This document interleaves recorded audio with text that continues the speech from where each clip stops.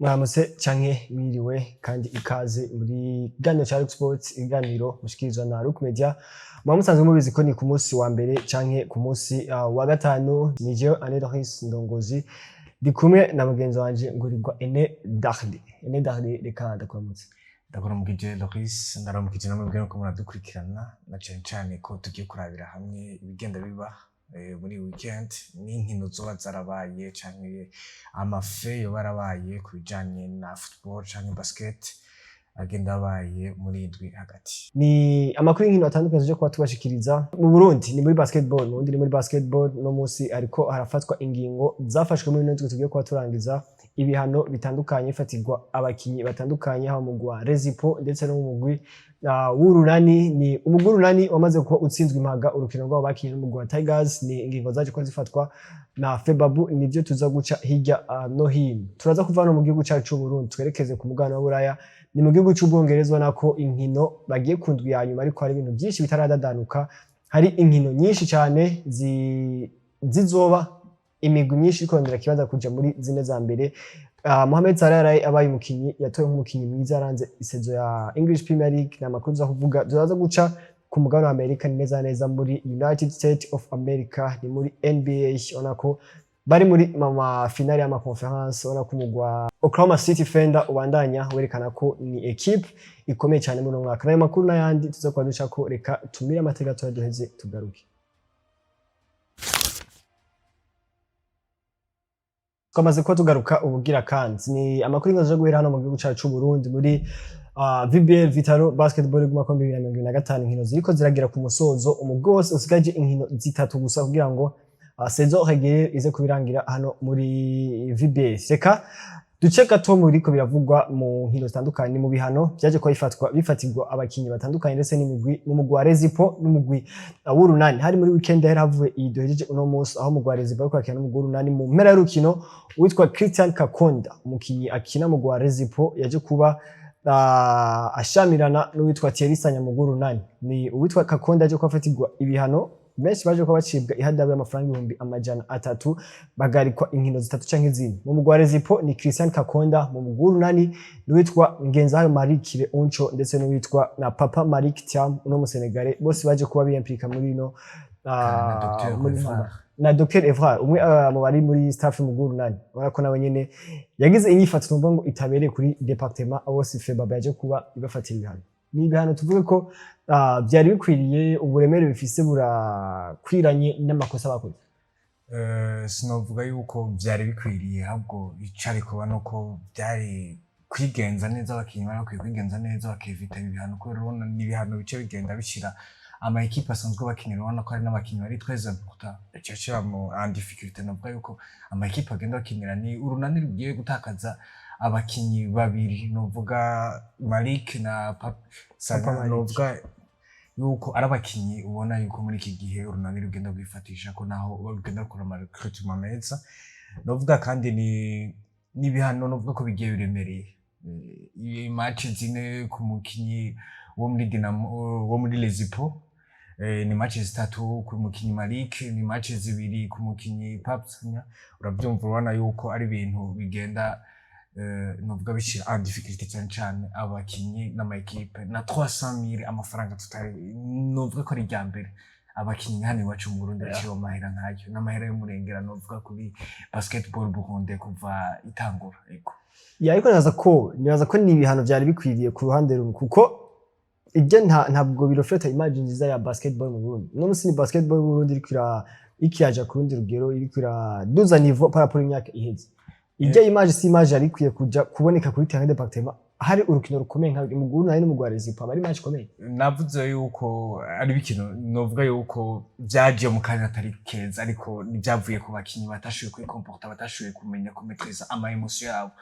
Kurenganywa ni ibintu byamabibaho muri basketball birashika, ariko comportement uco werekana yerekana est-ce uri umujoueur gute, uri umujoueur ari qualifié cyangwa professionnel gute, umuntu yibonera gute, usumbya aba amateur iki. Urumva nayo ma emotion werekana, nayo ma emotion ugerageza kumetriza. Numva niyo fair play ugerageza kwerekana cyane en plus des emotions uri kurasubisa.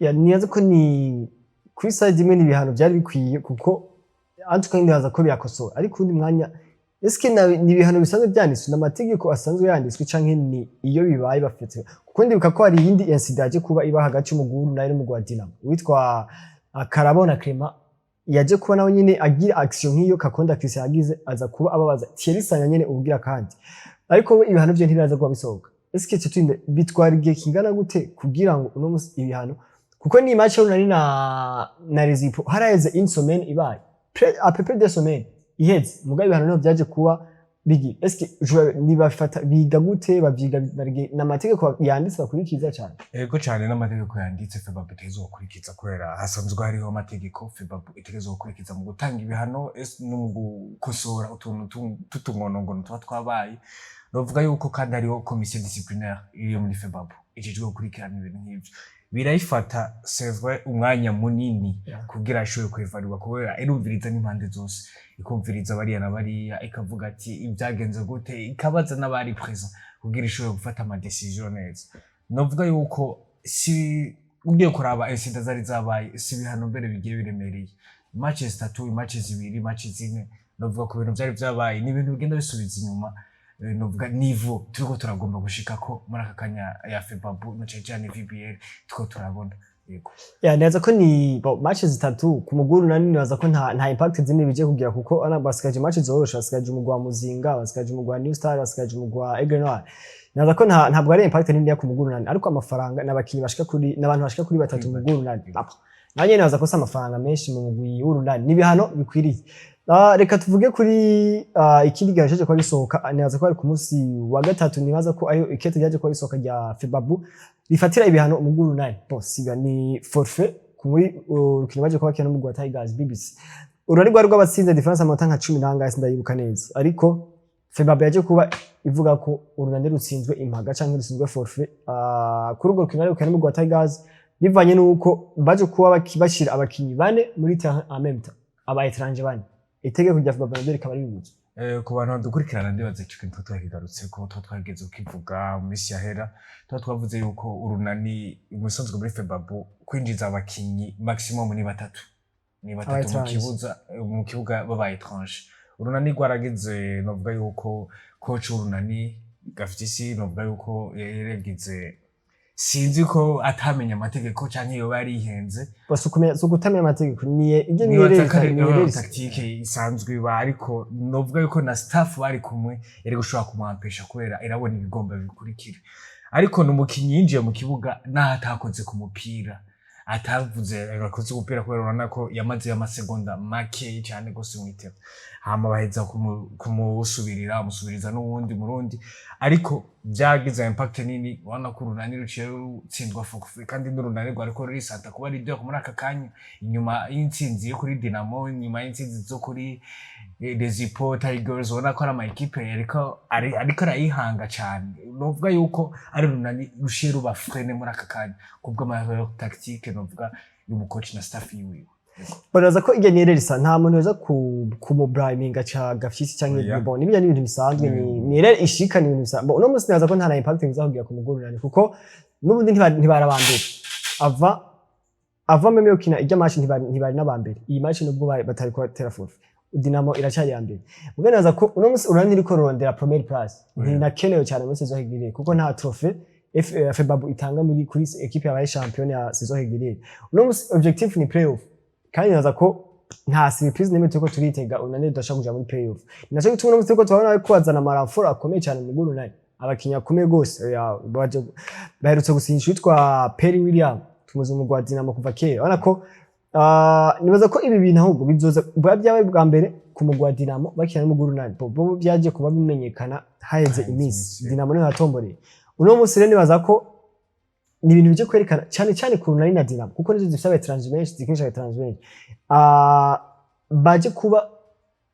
abari muri staff aba coach n'abandi bari muri staff baje kuba baba key goals kugira ngo iyo rero ntisure kuko ibaye nko muri playoff urumva ko ingorane zikomeye gose utsinzwe match muri playoff ni ufise amashance make gupasa cyane rero neza ko nayo makuru yakora avuga no mu gice cyacu Burundi inkino zizobandanya muri VBL muri nondwi inkino zitandukanye ku bibuga bitandukanye reka duheze tuve hano mu gihugu cyacu Burundi tubire amateka gato cyo twerekeza neza mu gihugu cy'Ubwongereza ni muri English Premier League baje kuba bakina indwi ya nyuma, indwi ya 38.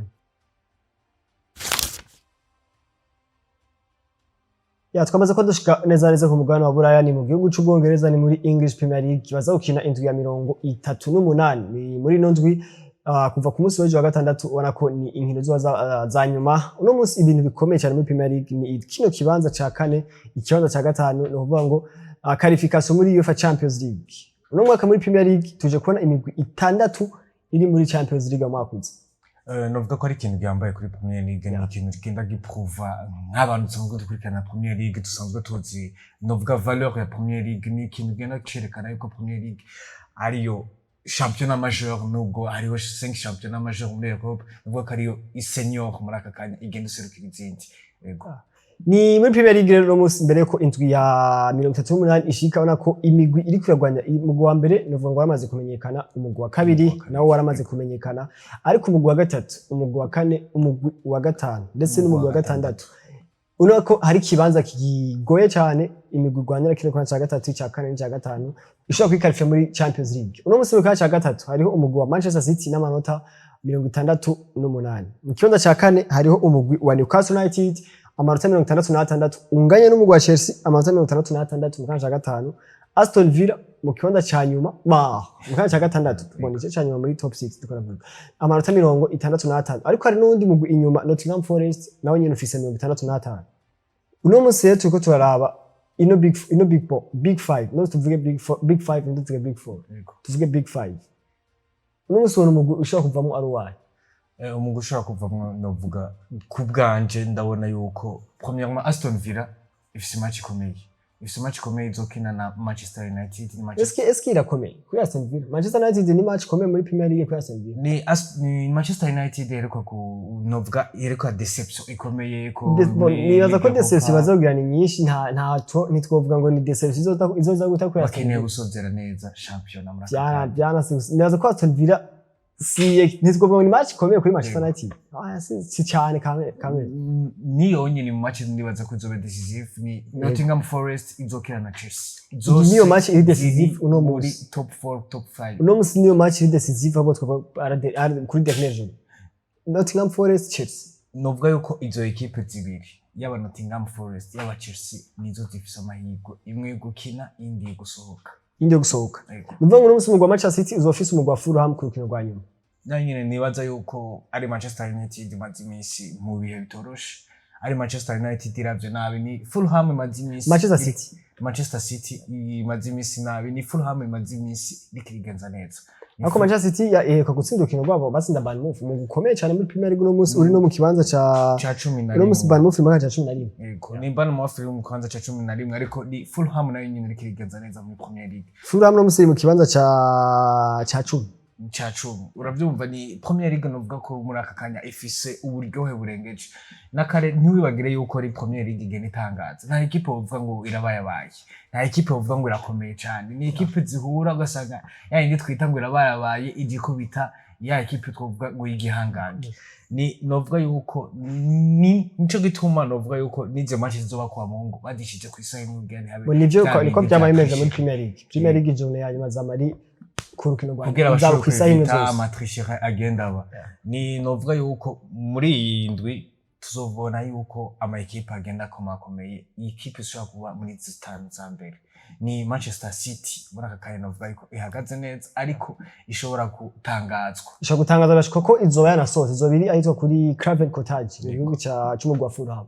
Numva ko birakunda ko Fulham ishobora kubatangaza. Numva ni izo equipe mbona, ndabona Aston Villa bitoroshe, ndabona na Manchester City bitoroshe, ndabona na Nottingham Forest na Chelsea nazo nyene bitoroshe. Yego, nibaza ko match decisive ni hagati y'umugwi wa Nottingham Forest n'umugwi wa Chelsea. Wala ko n'umugwi wa Nottingham Forest wo wamaze kuba uvuga ati officiellement naho tokina Ligue des Champions bari qualifié muri competition imwe ya European. Kandi ni ibintu babona rimwe mu myaka. Ni recette ikomeye cyane ku mugwi wa Nottingham Forest. Ni recette ikomeye cyane ku mugwi wa Nottingham Forest. Naza ko ni saison nziza muri rusange kuri Nottingham Forest. No musazo kwiyongera ku mugwi wa Tottenham Hotspur izoba ufise amahirwe yose yo gukina Champions League.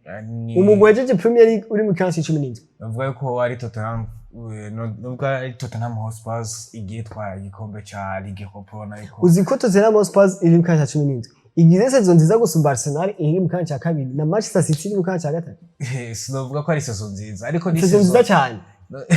Gweza saison utwaye English utwaye Europa League ukaza uzokina Champions League mwakuze. Ni ucuraba championnat bariko barakina bariko bakina Ligue Europa. Izo twako turavuga za Manchester City za Arsenal. Muga ni Ligue Europa iguhantu none ukinye Ligue Champions itware. Izakinye Ligue Champions yisha rero za Sparta Prague muri Republic Czech. Mugabo ntizashike. Nivuga Tottenham tukinye Europa League. Je novuga yuko ukinye Champions League premièrement uri supérieur mu na Ligue Europa. Umuntu atwaye Europa League batwaye iko.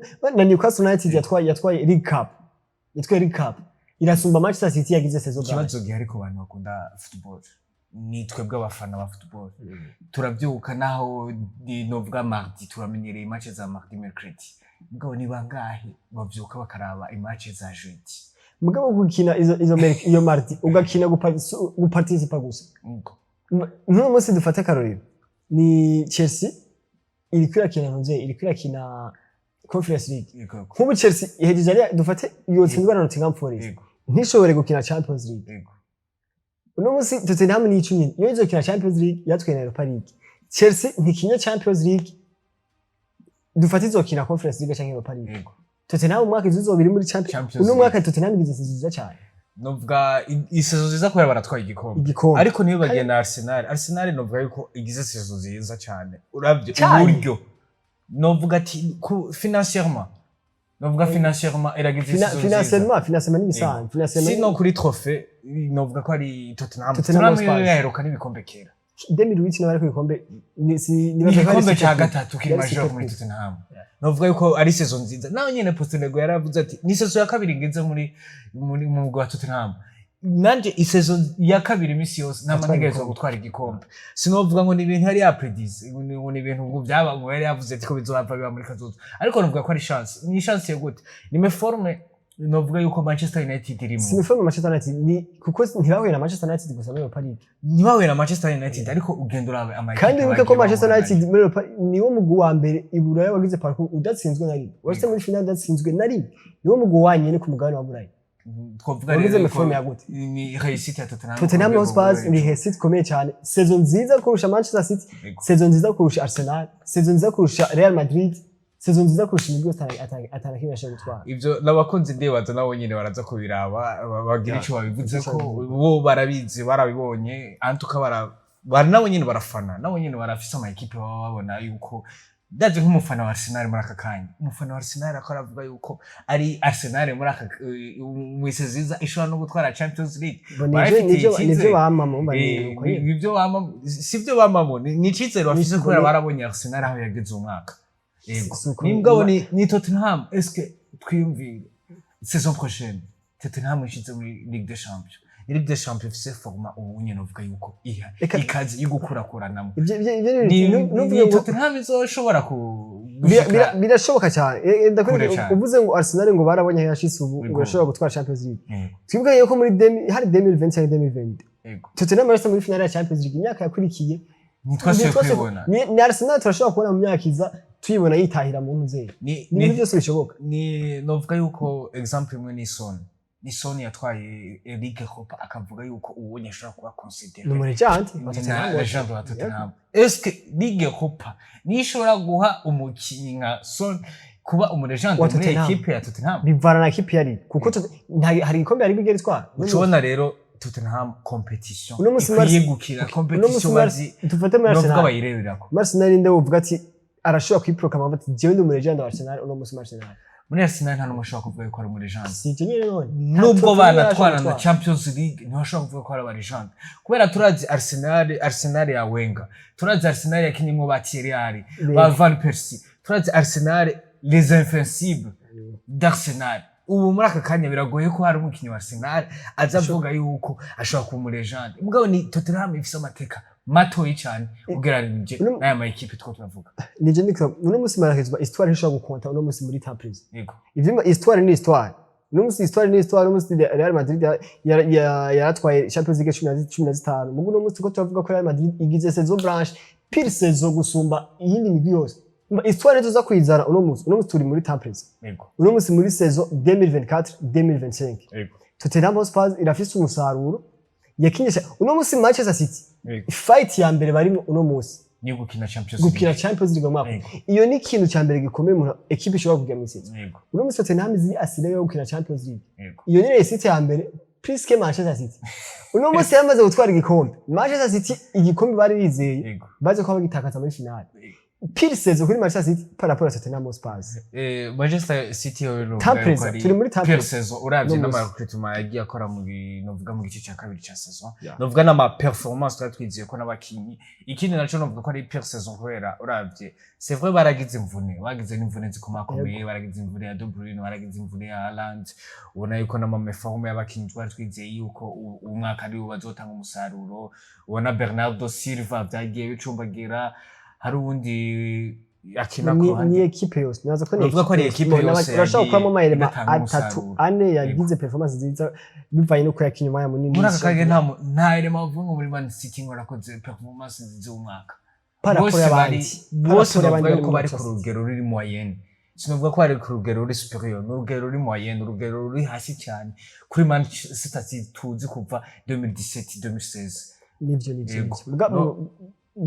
ni pire saison ubwiranje n'imyaka iheze uravye ngere ko aragiye ariko ni na Tottenham nyene ni pire saison muri Premier League ariko ni saison nziza muri dufata en general para muri Premier League en general Tottenham ni meilleure saison mu myaka 17 ni saison iri khayisi kubera igikombe kimwe kandi na Champions League yego na qualification ya Champions League totalement icyo nta kindi kintu kiza gisumba ibyo bose cyane gose ya nibaza ko na makuru akava muri Premier League ni twa Mohamed Salah amaze kuba atahukana agashibo nta surprise nimwe irimo kuri Mohamed Salah kuba major de la saison muri English Premier League nibaza ko nta na debari hari nta ni complètement mérité kuri Mohamed Salah ni novuga ko ari Mohamed Salah muri aka kanya twoshobora kuvuga yuko tuvuga ibintu by'aba legend novuga yuko Mohamed Salah muri aka kanya ni muri legend nta numwe yo harire yuko ari muri legend wa Liverpool no Pharaon d'Egypte ni muri legend wa Liverpool uravye kandi n'agashimwe atahukanye inco ya gatatu nta bandi bantu bari bwabikore atari umukinyi nka Thierry Henry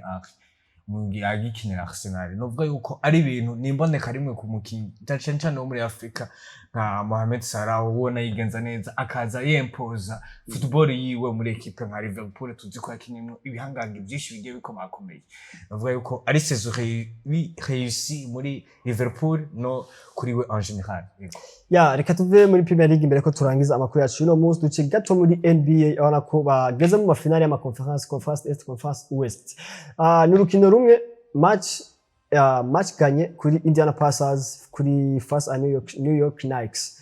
Indiana Pacers une victoire, New York Knicks 0 victoire.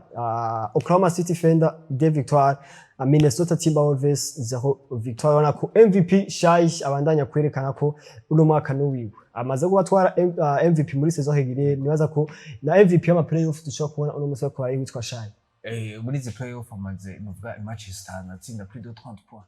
Ni ibintu biboneka gake ko umukinnyi ashobora kugumiza niveau yiwe akaguma yirepeta muri playoff tuzi ko playoff isaba ingufu nyinshi ku mukinnyi isaba kwitanga isaba defense novuga kandi ni Oklahoma City Thunder ni equipe novuga iri sude cyane muri aka kanya kagenda bibonera gusina equipe nka Timberwolves muri aka kanya abantu benshi ntibari babyize yuko abakinnyi nk'abajyanye muri Timberwolves bashobora gutsindwa na Oklahoma City kandi nako ni victoire zibiri zose kuvuga ko ziri facile kuko n'ama difference de plus de 10 points sinovuga ko ari ziri facile urabona yuko ni muri NBA umuntu agutsinze en plus muri finale akagutsinda difference de plus de 15 ejo yabaye 118 centre nibaza ko yabaye nka 15 match ya mbere ho yararenze no munsi yari 10 points 10 points nibaza ko denga 10 points narenga 10 points umuntu agutsinze 10 points si match iri nta match iba facile muri NBA ucuraba rero nawe nuko murakina no muri aka kanya Ant-Man ari atsinda amanota ariko atsinda amanota menshi ariko tabona yuko ariko arabura abantu bamufata nka Julius Randle yarasohotse jo muri karta ya kane kubw'imvune ariko ni Julius Randle yarafise amanota 9 gushika muri karta ya kane navuga yuko ari ibintu bitagize ariko ni Shai mubona yuko muri karta ya kane yinjije amanota 19 ku 38 iyi match yose navuga ko ni MVP ategezwa kwipo yari no yarasanze ni kesho umuntu aba MVP muri saison nk'iriya ariko umuntu igasanga muri playoff byase umva ejo yari niho yari iwabo yari Oklahoma yari korerekana trophy ya NBA antuka yari gutegezwa kuyakompanya na performance nziza cyane gose ibyo navyo akaba yarabishikanye Indiana Pacers New York New York Knicks. Knicks 0. Novuga ko Indiana Pacers no musi iri kwisinda ku bintu abantu bataha ama homotada kuri de minute. Novuga yuko ku bantu batabizi ni nka traditionnel ya football mugabo ni basket na nyine hariho traditionnel. Ama overtime mushoboye kunganya ni Tyrus Haberton novuga yuko yakoze ibintu bitari menyerewe. Wewe yarakoze na celebration yakozwe n'undi mukinyi w'umu legend wo muri NBA ayikora wewe muri overtime ko yarazi yuko atsinze 3 points. Kandi yabari 3 points nuko ava match yabiheze ariko agenda kubona yuko ubona ko ni Tyrus Haberton baje ko avant yuko saison igiye yangira bati turabe abajori bari ngo bari circuit. Yego. Baza kuba mushira ko ari wa mbere ari circuit.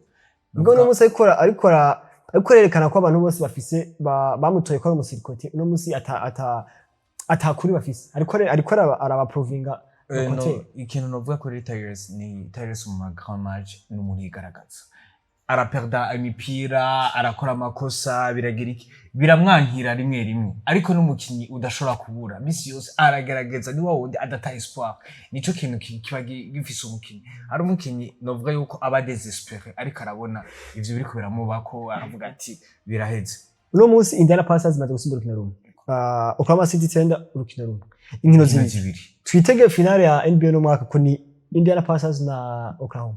Nuvuga ko muri aka kanya biracagoye cyane kubera inkino zibiri gutsinda inkino zibiri ku ruhande rwa Oklahoma City Thunder nuvuga ko atari ibintu bikomeye cyane kuri Timberwolves. Ubona yuko Timberwolves ifite n'abakinnyi bakomeye ni Antman ni Julius Randle bataragira ijambo ryabo ni ba Rudy Gobert hajyanye taranonka n'umwanya munini wo gukira no kwigaragaza. Nuvuga yuko yari yigaragaje yerekana yuko nanayikubwiye muri Lakers yuko ari Rudy Gobert ujya ari pièce maîtresse hajyanye rimwe na rimwe baramwikora ko iyo wabonye urukino rugiye kugorana cyane. Novuga yuko ari Oklahoma City Thunder yo kwitega ingorane muri izi match zigiye zikurikira iyi match ya gatatu ni ya kane no musi match zibiri zikurikira giye kuzikinira Minneapolis. Novuga ko niyo nyine point fort igiye gufasha cyane Timberwolves. Novuga ikindi n'uruhande rwa Pacers na New York Knicks na nyine ntibiraba decisive ni 1-0 novuga yuko atari ibintu biracyari ku nango na ujya ari match indwi ni match nyinshi cyane rwose ni bisaba 4 victoire ni ikintu kitaraba assuré ku makote yose. Yego na makuru nimaza ko ni higaniro cyacu twese tukirangiriza hano cuno munsi cha Rook Sports. Reka shimire mugezanje Emeda. Ndagushimire nanje Doris. Reka namwe ndabashimire bakunze ibiganiro cya Rook Sports bakunze banesha kure ya Rook Media mugire aho muba.